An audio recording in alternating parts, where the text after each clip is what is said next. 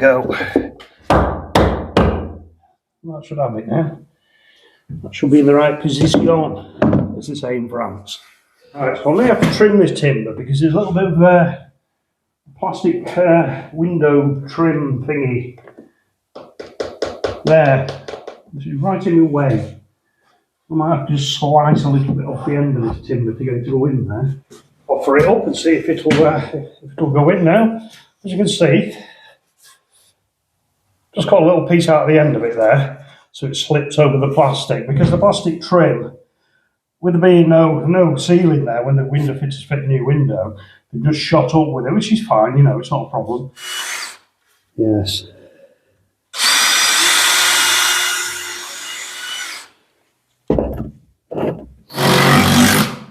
That's lovely, that is. So now we need to get some timbers going that way. Right. There we go. I've still got the back side of the arch to do, so I didn't want to do wet corners up there. Up there. That's better now. And of course the arch I boarded, floated the reveal there, I boarded the arch, put on plastic arch beads, you can see there, in readiness for skimming this wall that's been skimmed by somebody else. And I've also skimmed up the bottom. It's brew time. Well, a few weeks ago I run some cornice and it didn't quite go to plan. So I wasn't happy with it. So I took it down and I've rerun it. Would you like to see the completed bit of cornice? There she blows.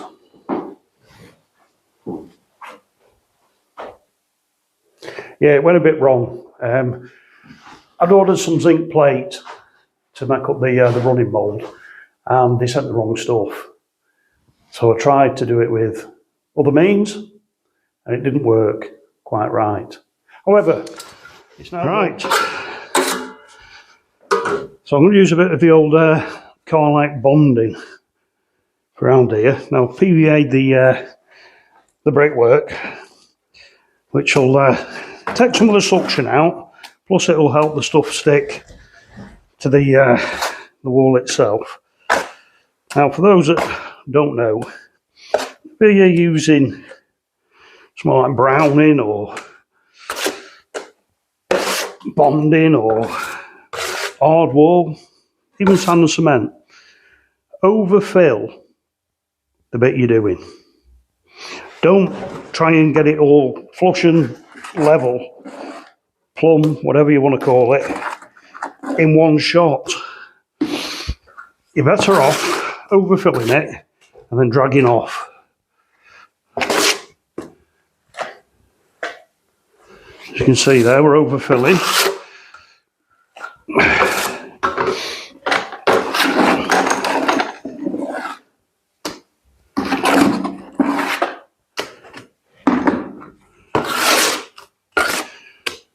So we're on the gypsum on this job because it's that time of year where the outdoor stuff isn't really possible.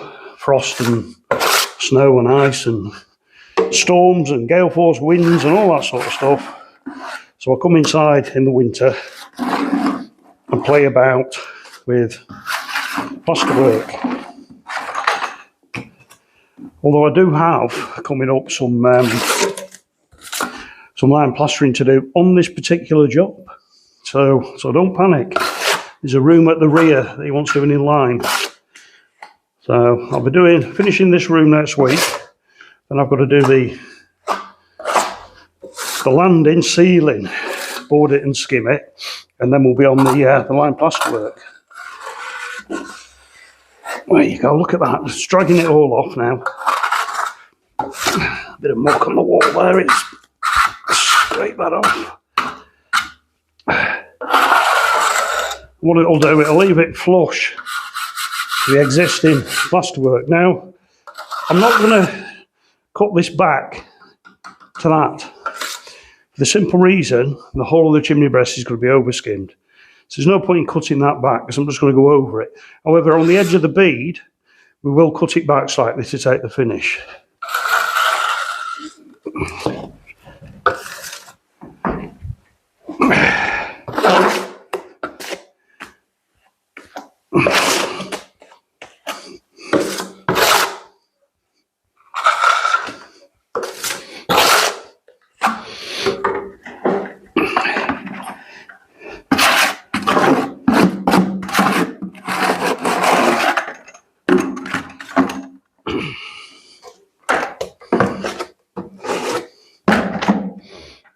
Over there.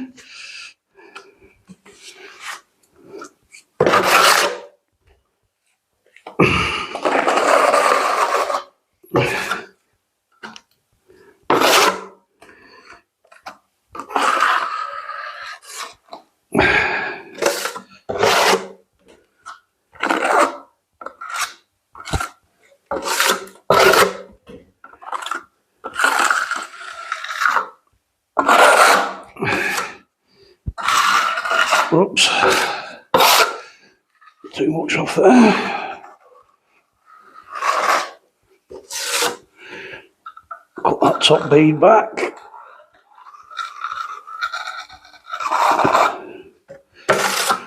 Apparently he's going to put a fireplace or something in here. Decorative thing, it's not going to be working. But just square and plumb it up for him.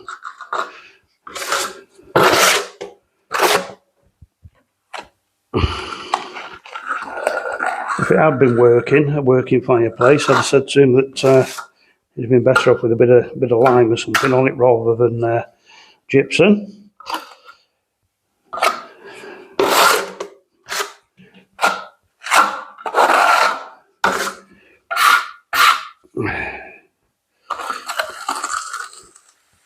Just cutting back that bead now. Same on this side.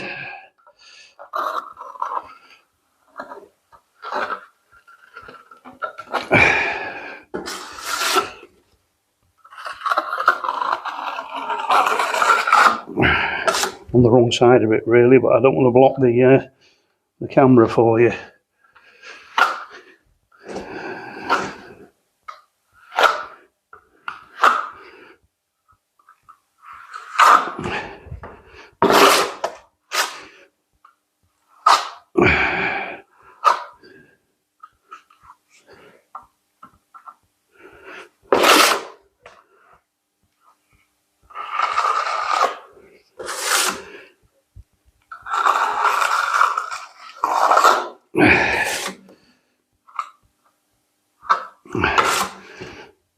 Lovely.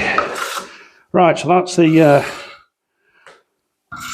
build bonding on, the old float coat on, as we call it. I'll leave that now for a bit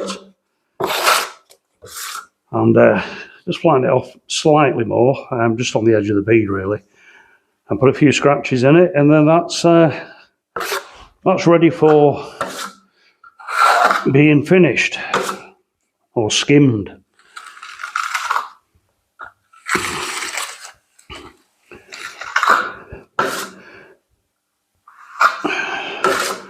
Bob on.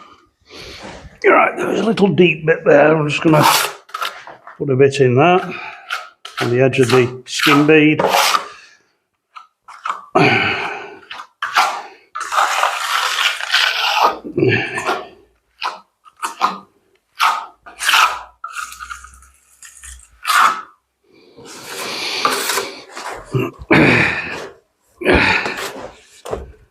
Right, so my next job now is have a clean up in here because it's probably the messiest job I've ever done. There's crap everywhere, so I'm going to bag it up. It's basically because I tore down the cornice I put up. But with it being Friday, I'm going to have a clean up and get the tools in the van for tomorrow's little tete-a-tete, which I won't be filming. Nobody wants to see me doing the ceiling on a Saturday in a bad mood. Anyway, that's going to conclude this week's video. Now Not really a lot of highly interesting stuff for you to view at the moment. Like I said, it's all gypsum work really, but you know, it's entertainment. And a very good morning. So what are we on with? Well, we're still on this project where we've been the last week or so. Last night I started the over skimming. Oh, say last night, I actually spent the day prepping the room. There's quite a bit of prep to do on it. But I've skimmed the chimney breast and the two cheeks either side. And today we're going to finish off the skimming in this room. Now the weather's extremely cold out there, and it's not so damn warm in here either. So what I'm doing is, I'm boiling the kettle. Not for a cup of tea, although it'd be a shame not to make one while the kettle's boiling. It's to put in the cold water for mixing the plaster. We're not going to do it as boiling water, but if I put a little bit of boiling water into the water, it just lifts that temperature a bit. And the reason I'm doing that is because this modern gypsum multi-finish plaster doesn't like cold weather. It goes gloopy and horrible, as some of you out there will know. So I tend to put a little bit of boiling water in to lift that temperature of the water to stop it going gloopy. It does work. Done it quite a few times now. But just getting water out the tap this time of year seems to cause problems. Right, let's crack on. All right, so I'm just adding a little bit. And that's probably gone into a couple of gallons of water. And it just lifts the temperature a bit, but not too much. If you put too much in, it's going to cause that plaster to go off fairly quickly, which you don't want. And like I said, it'd be a shame while the kettle was boiling to not brew up. So cheers.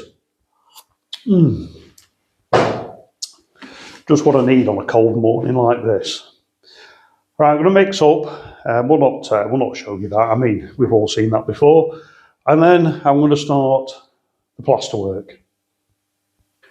Right, chaps, are you ready? Stuff's mixed. Let's get it on.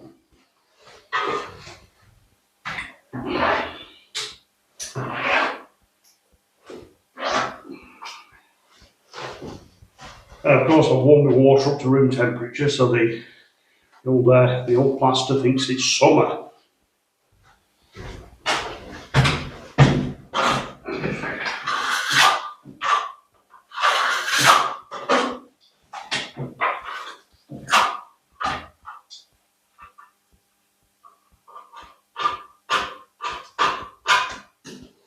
The crap in the water.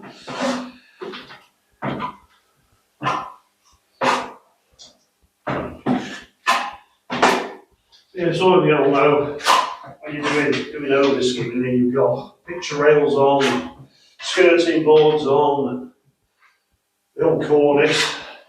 It slows you down a little bit because obviously you're having to work to those different bits of fixtures.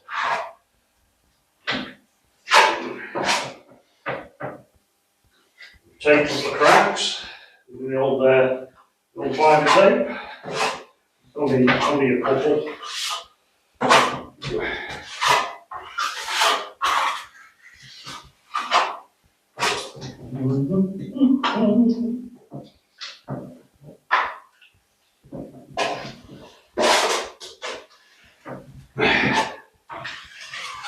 Of course, working on both sides of the industry, on the heritage stuff, which is predominantly the line, working on modern stuff with the gypsum, you get to realise that the line is much harder to work with than your gypsum plasters. You know, it's more forgiving with gypsum. You can get away with a lot, whereas your lime, it'll have you time and time again. You know, however well you know it, however good you are, it's still going to have you now and again. With gypsum, well, providing you're a proper plasterer, not one of these. Gypsum, you know, you'll get away with everything. It just, you don't have a problem with it. It's simple to use.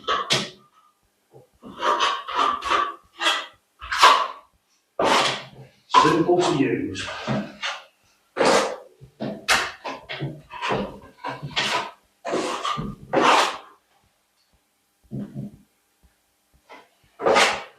I mean, I've been doing this since I was a boy, you know.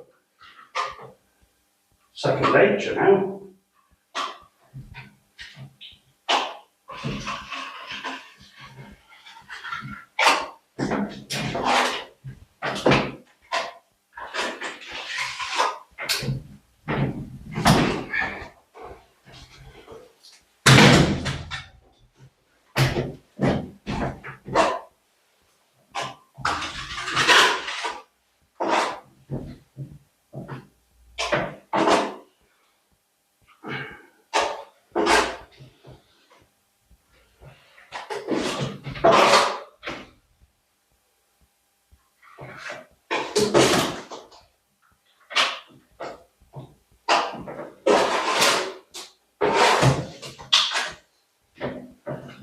Seems to have the dropsies today.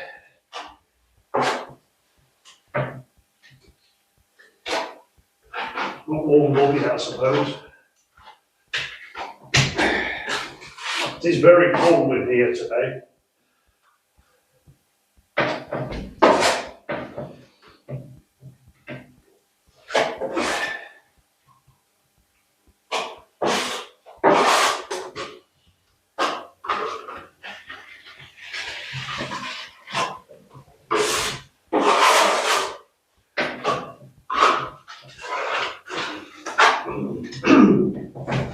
And of course, the bead that we've used around the archway there is the old plastic arch bead, which I've shown you in the past.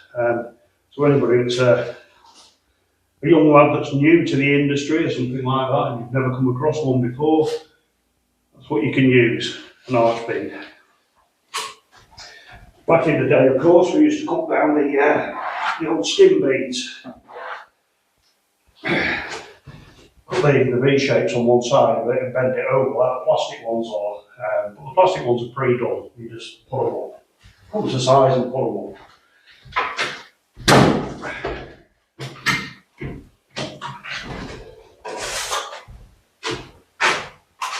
Right, well that's the top on. So I'll cut you there and come back to you in a bit when I've got a bit further on.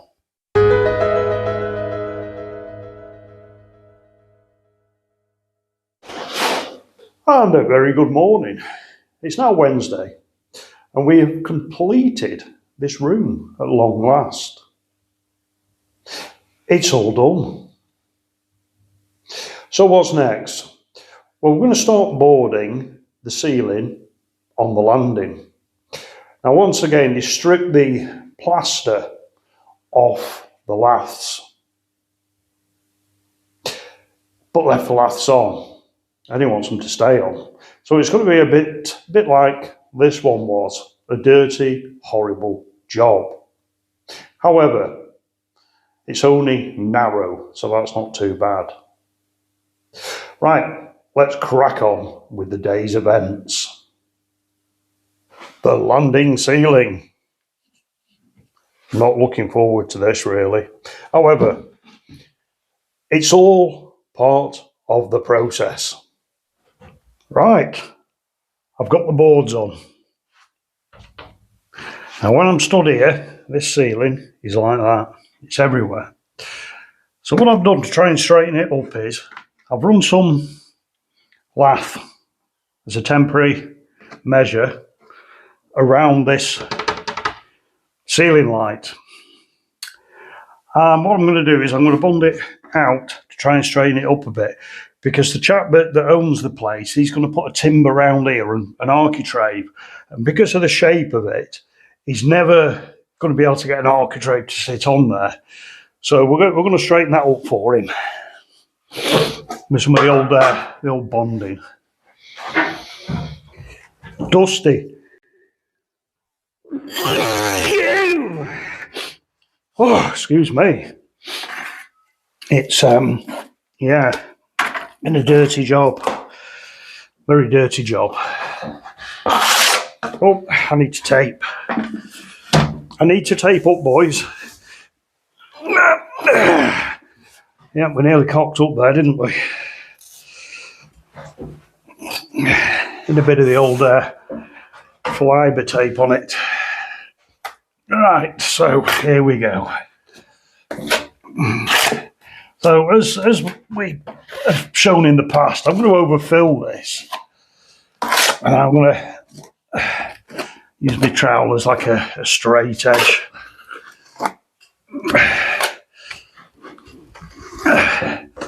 It's a hell of a shape, this ceiling. It really is. It could have done with all the timbers coming out and redoing, or the whole thing framing out to something, but you know, you can only do what they want you to do. Right. Okay, let's have a look with this straight edge now and see how far out things are. And like I said, it's in a hell of a mess, really. I mean, I can see there from that point to the wall is yeah, a hell of a dip in it there.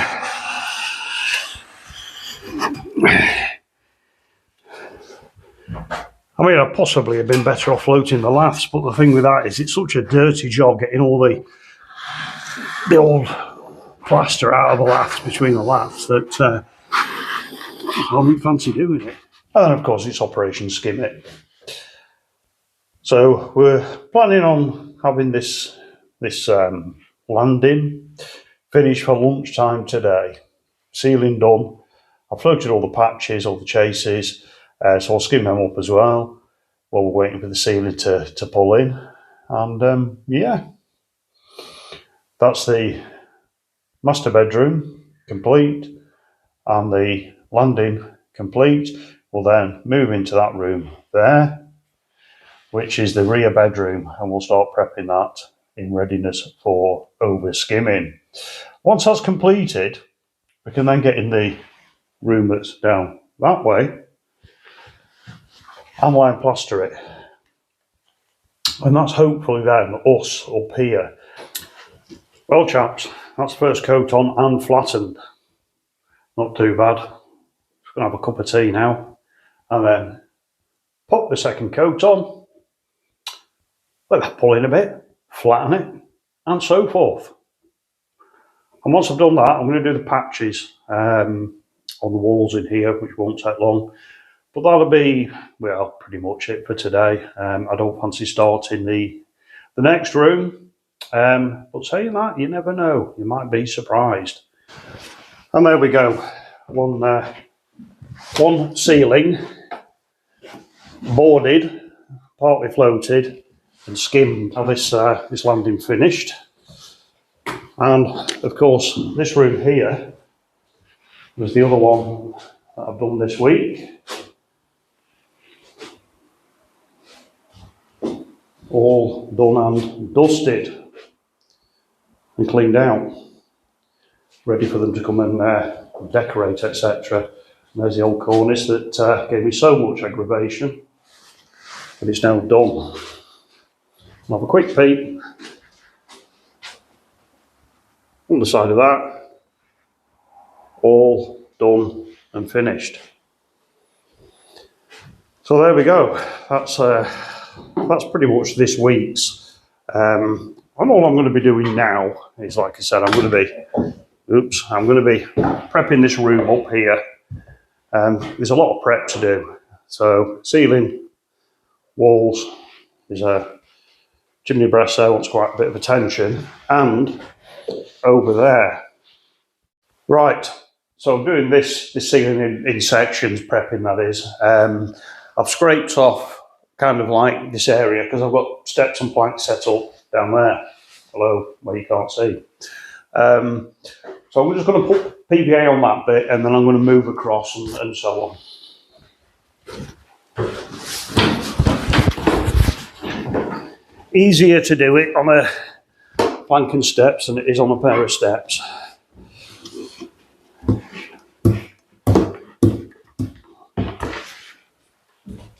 So I'll probably give this ceiling a couple of coats of PVA. I don't think it's going to suck in, but you never know. I know some of you lads out there, you like your grits, putting the old grit on. But I kind of find that a bit, I don't know, I'm not a fan of it. Because of the grit that's in it. I've in the past, I mean obviously I've used it, you know, but I found that sometimes with the grit, when you're over skimming, you get the lumps coming through. You know, some of the chunks in it are quite meaty, and yeah, I'm not a fan of it really. You know, I mean, I've been doing this job all my working life really, and you know, I always use PVA, and then all of a sudden the modern world comes along, and it's like, oh no, that stuff's rubbish, and you really need to be using a grit or put SBR on it. SBR will do. Well, SBR, as far as I'm concerned, SBR, once it's dried, it's dried. Whereas PVA, I'll put this PVA on here and I can leave this till next week. And as soon as I put moisture on it with my plaster, it softens up again. And as the plaster dries, the PVA dries, and eventually it gets to that point where it's good and solid. You know, SBR doesn't do that. SBR sets and it's set. You know, you can't re-wet it. I mean, take this roller for example. If I forgot to clean it over the weekend, it'd be rock hard by Monday morning. But if I boil some water up and put it in a bucket of boiling water, it'll soften it up again. SBR won't do that. It'll just go solid. Now, I keep seeing lads on the old social media platforms saying, oh, well, you know, I SBR. Well, are you SBRing and then skimming on the SBR, or are you putting the SBR on and then PVA in, or adding a grit? I don't know. To me, it's wrong, unless there's some new SBR out there that wets up again. Please let me know in the comments.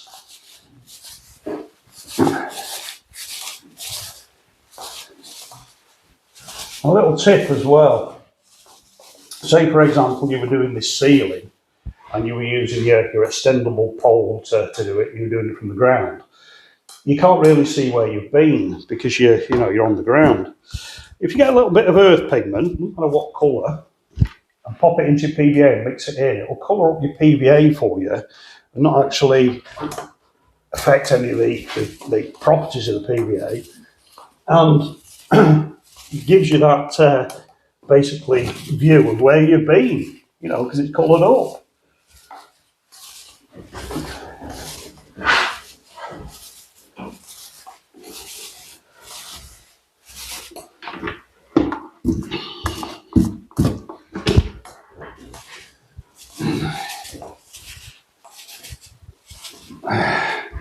This has been a great tub. It's one of those decorators, like I think putting your paintbrushes in with your terps and leaving them to soak with a lid on, stop them setting.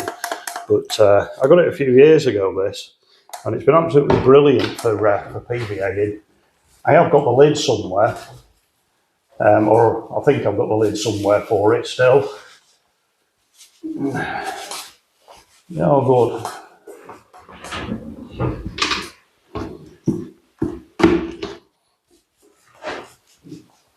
Of course, in the past, with the old PVA, I've got the compressor and spray gun set up and sprayed it. You know, when it's been like a big area to do, that's much quicker. Just something going like that, spray it up. Really good, really good.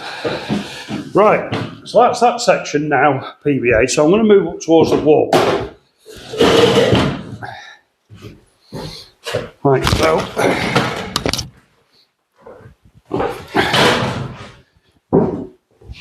right.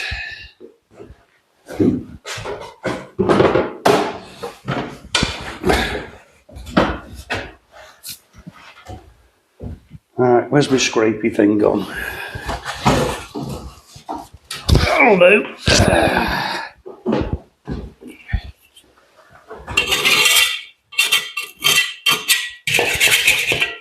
It actually looks worse than it is, this ceiling. I thought it was going to be very bad. But, yeah, not that bad at all. It's quite flat.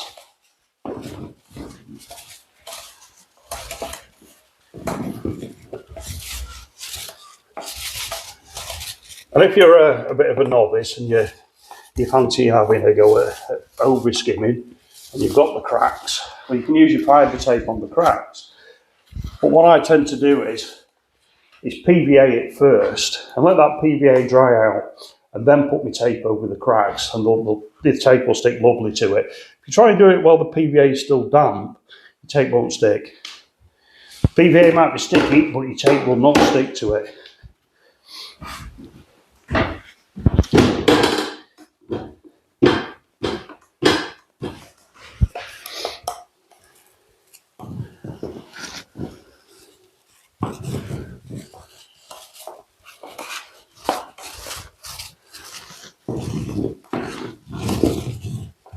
I've got all the windows open today to try and get a draft running through the upstairs of the building to help dry out the plasterwork already done, because it's very cold and sort of damp in this building, and we don't want any bits of fungus or anything forming on that plasterwork, which it can do.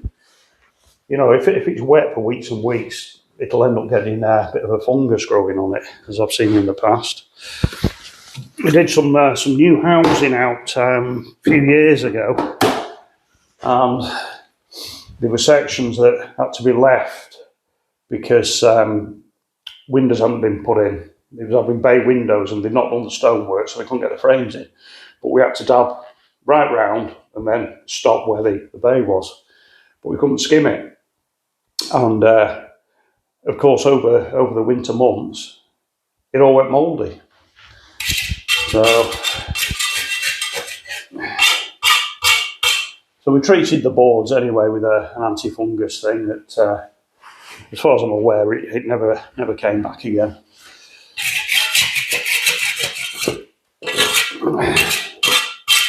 I've taken them off personally and redone it, but I was working for a firm and you do as you're told.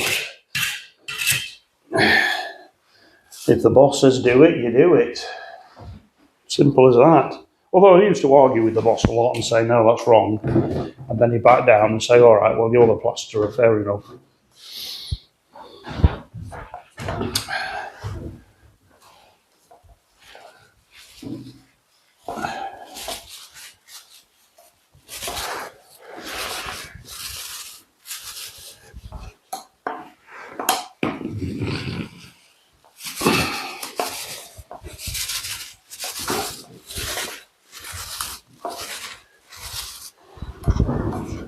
Right, so you can see what we're doing now. Getting plenty of this PVA on, and it's watered down, but I've probably done, well, 30% water to PVA. So I don't want it too thin. It's a good quality PVA. I found this one. It used to, the same mate used to be absolute junk, but they seem to have improved it. I'll not say where it's from. That's not fair on the supplier. But yeah, it is. It's good stuff. It's good stuff. I'm happy with it.